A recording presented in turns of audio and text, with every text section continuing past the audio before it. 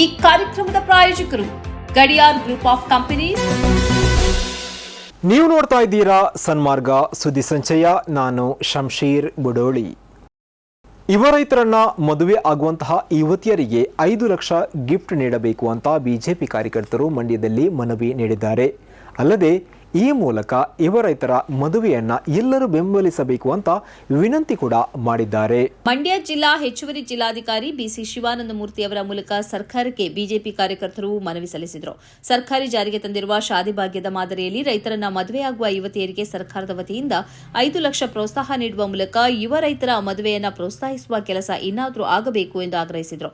ರೈತರ ಬೆಳೆಗಳಿಗೆ ಬೆಂಬಲ ಬೆಲೆ ಇಲ್ಲ, ಸಮರ್ಪಕವಾಗಿ ಬೆಳೆ ಬೆಳೆಯಲು ನೀರಿಲ್ಲ, ಕೃಷಿ ನಂಬಿಕೊಂಡಿರುವವರ ಬದುಕು ಮೂರಬಟ್ಟೆಯಾಗಿದೆ. ಇತ್ತ ಕೃಷಿಯನ್ನು ನಂಬಿಕೊಂಡು ಬದುಕು ಕಟ್ಟಿಕೊಳ್ಳಬೇಕೆಂದಿರುವ ಯುವ ರೈತರಿಗೆ ಹೆಣ್ಣು ಸಿಗುತ್ತಿಲ್ಲ. ಇದರಿಂದ ಯುವ ರೈತರಿಗೆ ಬದುಕಿನ ಗ್ಯಾರಂಟಿ ಇಲ್ಲವಾಗಿದೆ ಎಂದು ವಿಷಾದಿಸಿದರು. ನನ್ನನ್ನ ಪಕ್ಷದಿಂದ ಉಚ್ಚಾಟನೆ ಮಾಡಿದಾಗ ಡಿಕೆಶಿ ಇವರನ್ನ ಬಿಜೆಪಿ ಪಕ್ಷಕ್ಕೆ ಸೆಳೆಯುವ ಪ್ರಯತ್ನ ನಡೆದಿತ್ತು. ಹೇಗಂತ ಶಾಸಕ ಬಸನಗೌಡ ಪಾಟೀಲ್ ಯತ್ನಾಳ್ ಸ್ಫೋಟಕ ಹೇಳಿಕೆಯನ್ನ ನೀಡಿದ್ದಾರೆ. ವಿಜೇಂದ್ರ ತಾವು ಡಿಸಿಎಂ ಆಗೋಕೆ ದೆಹಲಿಯಲ್ಲಿ ಡಿಕೆಶಿ ಇವರನ್ನ ಭೇಟಿ ಮಾಡಿ ಮಾತುಕತೆ ನಡೆಸಿದ್ರು ಅಂತ ಆರೋಪ ಕೂಡ ಮಾಡಿದ್ದಾರೆ. ಹಾಗಾದ್ರೆ ಅವರು ಏನು ಹೇಳಿದ್ರು ಬನ್ನಿ ನೋಡ್ಕೊಂಡು ಬರೋಣ.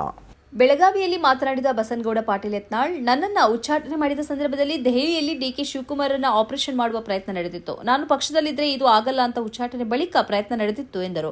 ವಿಜೇಂದ್ರ ತಾವು ಡಿಸಿಎಂ ಆಗಲು ದೆಹಲಿಯಲ್ಲಿ ಡಿಕೆ ಶಿವಕುಮಾರನ್ನ ಭೇಟಿ ಮಾಡಿ ಮಾತುಕತೆ ನಡೆಸಿದ್ದರು. ಬಿಜೆಪಿಯವರೇ ಈ ಮಾತು ನನಗೆ ಹೇಳಿದ್ರು. ಆನಂತರ ಜೋಶಿ ಅವರು ಅಮಿತ್ ಶಾ ಸೂಚನೆ ಮೇರೆಗೆ ನಾವು ಯಾರನ್ನೂ ಸೇರಿಸಿಕೊಳ್ತಿಲ್ಲ ಅಂತ ಹೇಳಿದ್ರು. ಆದರೆ ನಿಜವಾಗಿಯೂ ಡಿಕೆಶಿಯನ್ನ ಬಿಜೆಪಿಗೆ ಕರೆತರುವ ಪ್ರಯತ್ನ ನಡೆದಿತ್ತು ಎಂದು ತಿಳಿಸಿದರು. ಇದೇ ಡಿಸೆಂಬರ್ 19ಕ್ಕೆ ಕಾಂಗ್ರೆಸ್ನವರು ದೆಹಲಿಗೆ ಹೋಗ್ತಿದ್ದಾರೆ. ಈಗ ಇಲ್ಲಿ ಗುಂಪು ಸಭೆಗಳು, ಡಿನ್ನರ್ ಸಭೆಗಳು ನಡೀತಿವೆ. ಬೆಂಬಲ ಯಾಚನೆ ಮಾಡಲು ಪ್ರತ್ಯೇಕ ಸಭೆಗಳು ನಡೀತಿವೆ.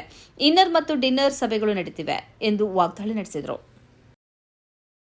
ಕುಸ್ತಿಪಟು ವಿನೇಶ್ ಫೋಗಟ್ ಸ್ಪರ್ಧಾತ್ಮಕ ಕ್ರೀಡೆಗೆ ಮರಳುವುದಾಗಿ ಘೋಷಣೆ ಮಾಡುವ ಮೂಲಕ ತಮ್ಮ ನಿವೃತ್ತಿ ನಿರ್ಧಾರವನ್ನು ವಾಪಸ್ ತೆಗೆದುಕೊಂಡಿದ್ದಾರೆ. 2028ರ ಲಾಸ್ ಏಂಜಲೀಸ್ ಒಲಿಂಪಿಕ್ಸ್ ಅನ್ನ ಗುರಿಯಾಗಿಸಿಕೊಂಡಿರುವುದಾಗಿ ಅವರು ತಿಳಿಸಿದ್ದಾರೆ. ಈ ಕುರಿತು ಹೇಳಿಕೆ ಬಿಡುಗಡೆ ಮಾಡಿರುವ ಜುಲಾನಾ ಕ್ಷೇತ್ರದ ಶಾಸಕಿಯೂ ಆಗಿರುವ ಕುಸ್ತಿಪಟು ವಿನೇಶ್ 2024ರ ಪ್ಯಾರಿಸ್ ಒಲಿಂಪಿಕ್ಸ್ನಲ್ಲಿ ನಾಟಕೀಯ ಅನರ್ಹತೆಯ ನಂತರ ಕುಸ್ತಿಯನ್ನು ತ್ಯಜಿಸಿದ 18 ತಿಂಗಳ ನಂತರ ಅವರ ಘೋಷಣೆ ಬಂದಿದೆ. ಚಿನ್ನದ ಪದಕ ಗೆಲ್ಲುವ ಸ್ಪರ್ಧೆಯ ದಿನದಂದು ಅವರ ದೇಹದಲ್ಲಿನ ಅಧಿಕ ತೂಕದಿಂದಾಗಿ 50 KG free style ಫೈನಲ್ನಿಂದ ಅನರ್ಹಗೊಂಡಿದ್ದರು.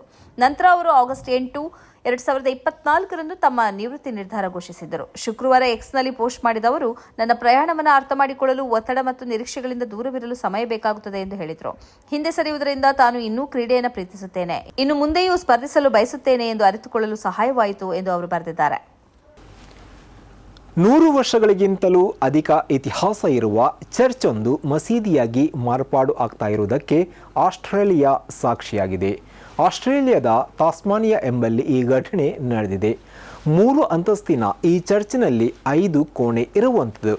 ಲೆಂಡಿಸ್ for ಯುನಿಟಿಂಗ್ church ಎಂದು ಗುರುತಿಸಿಕೊಂಡಿದ್ದ ಈ ಚರ್ಚನ್ನು $90,40,000 ಮೊತ್ತಕ್ಕೆ ಆಗಸ್ಟ್ 12ರಂದು ಹೋಬರ್ಟಿನ ಮುಸ್ಲಿಮರು ಖರೀದಿ ಕೂಡ ಮಾಡಿದರು. ಇದಕ್ಕೆ ಮಸ್ಜಿದ್ ಆ್ಯಂಡ್ ಇಸ್ಲಾಮಿಕ್ ಸರ್ವಿಸಸ್ ಸೆಂಟರ್ ಎಂದು ನಾಮಕರಣ ಮಾಡಲಾಗುವುದೆಂದು ಖರೀದಿ ಮಾಡಿದವರು ಹೇಳಿದ್ದಾರೆ.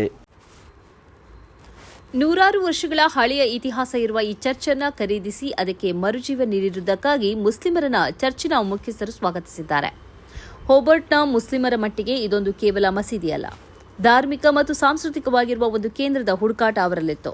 ಅದು ದಕ್ಕಿದ ಖುಷಿ ಅವರಲ್ಲಿದೆ. 1903ರಲ್ಲಿ ಈ ಚರ್ಚನ್ನು ನಿರ್ಮಿಸಲಾಗಿತ್ತು. ಮಸೀದಿಯಲ್ಲಿ ಆದಾನ್ ಕೊಡುವಂತಹ ಮುಅದ್ದಿನ್ ಮೇಲೆ ಉತ್ತರ ಪ್ರದೇಶದ ಪೊಲೀಸರು ದೌರ್ಜನ್ಯ ನಡೆಸುವ ಸಿಸಿಟಿವಿ ವಿಡಿಯೋ ವೈರಲ್ ಆಗಿದೆ. ಮುಜಫರ್ನಗರದ ಮದೀನಾ ಮಸೀದಿಯಲ್ಲಿ ಈ ಘಟನೆ ನಡೆದಿದ್ದು, ಬೆಳಗಿನ ಆದಾನ್ ಬಳಿಕ ಪೊಲೀಸ್ ಇವರನ್ನ ದೂಡುವ ಮತ್ತು ಹೊಡೆಯುವ ದೃಶ್ಯ ಸೋಷಿಯಲ್ ಮೀಡಿಯಾದಲ್ಲಿ ವೈರಲ್ ಆಗ್ತಾ ಇದೆ. ಇದಕ್ಕೆ ಮುಸ್ಲಿಂ ನಾಯಕರು ಮತ್ತು ಸಂಘಟನೆಗಳು ತೀವ್ರ ಆಕ್ಷೇಪವನ್ನು ವ್ಯಕ್ತಪಡಿಸಿದ್ದಾರೆ. ಬೆಳಗಿನ ಆಜಾನ್ ಕೊಟ್ಟು ಮಸೀದಿಯ ಒಳಗಡೆ ಇರುವ ಕಾಣಿಕೆ ಡಬ್ಬಿಯನ್ನು ಹೊರಗಡೆ ಇಡಲೆಂದು ಬಂದೆ. ಆಗ ಇನ್ಸ್ಪೆಕ್ಟರ್ ಅಲ್ಲಿಗೆ ಆಗಮಿಸಿದ್ರು ಮತ್ತು ನನ್ನನ್ನು ಥಳಿಸಿದ್ರು ಎಂದು ಮುಹದ್ದೀನ್ ಮೊಹಮ್ಮದ್ ಇರ್ಫಾನ್ ಹೇಳಿದ್ದಾರೆ. ನೀವು ಕಾನೂನು ಬಾಹಿರವಾಗಿ ಇಲ್ಲಿ ಆದಾನ್ ಕೊಡುತ್ತೀರಿ ಎಂದು ಇನ್ಸ್ಪೆಕ್ಟರ್ ನನ್ನನ್ನು ದೂಷಿಸಿದರು.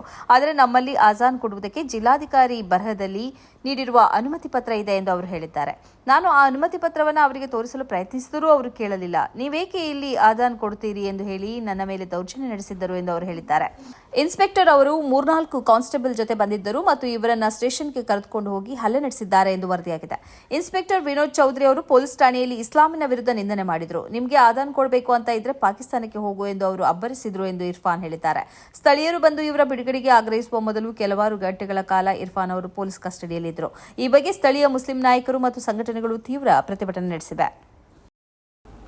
ಯೂರೋವಿಷನ್ ಸಂಗೀತ ಕಾರ್ಯಕ್ರಮದಲ್ಲಿ ಇಸ್ರೇಲ್ ಪಾಲುದಾರಿಕೆಯನ್ನ ಪ್ರಶ್ನಿಸಿ ಕಳೆದ ವರ್ಷದ ಸಿಂಗಿಂಗ್ ಸ್ಪರ್ಧೆಯಲ್ಲಿ ಜಯಗಳಿಸಿದ್ದ ನಿಮೋ ಇವರು ಟ್ರೋಫಿಯನ್ನ ವಾಪಸ್ ನೀಡಿದ್ದಾರೆ. ಇಸ್ರೇಲ್ ಪಾಲುದಾರಿಕೆಯು ನನ್ನ ನಿಲುವುಗಳ ಜೊತೆ ಸರಿ ಹೊಂದುವುದಿಲ್ಲ ಎಂದು ಹೇಳಿ ಅವರು ಈ ಟ್ರೋಫಿಯನ್ನ ವಾಪಸ್ ನೀಡಿದ್ದಾರೆ.